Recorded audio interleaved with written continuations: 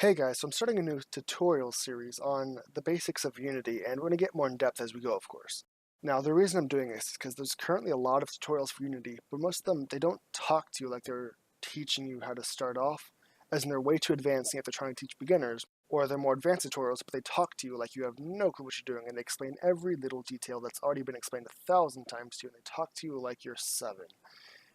And I don't like either of those. So I'm starting my own tutorial series where I can just teach how I'd want to be taught. So first things first, we have to download Unity. So we're going to type in, oh god. And once you've done that, go to the Unity website, which is unity3d.com. So what we're going to do is going to go to the top right and press Get Unity. From there, we're going to try the personal version.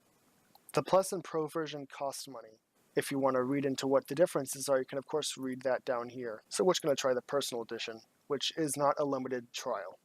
I'm downloading it to my desktop, and so I'll just open it up.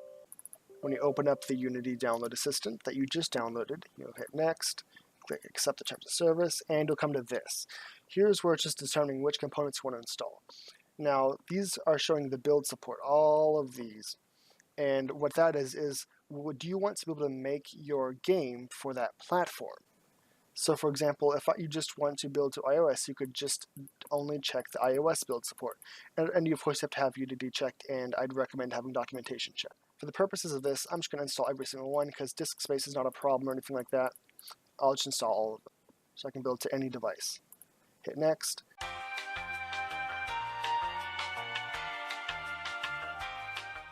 Now that Unity is downloaded, we can double click that icon and wait for it to open. Now we need to create a Unity ID. It'll ask you to confirm your email. I don't think you have to do that. Yep, you can get started without confirming your email, although you do need to confirm your email eventually to access all the features, so just do that on your own time. Now you'll see I already have some projects, just things I've worked on in the past for fun, but what you'll see is nothing here. You won't see any of this list.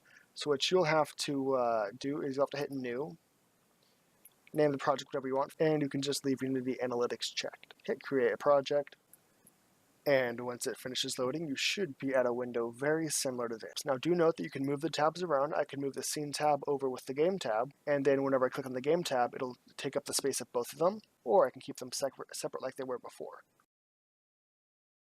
Or I could even drag them off entirely onto another monitor like I just did, which you can't see, but if I drag it back onto this monitor, you can see I've dragged it off, and it's a whole separate window.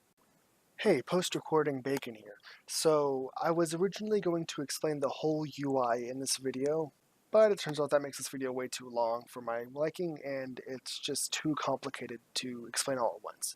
So expect an explanation of all the features of the Unity engine in the next few videos. Okay, that's my overview of what the Unity editor is and how to install it, what it's like. Next, we'll get down to actual scripting and starting to make our own game.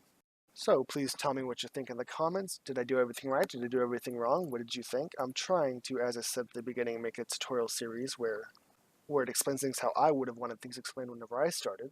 And aside from that, I'll see you in episode 2.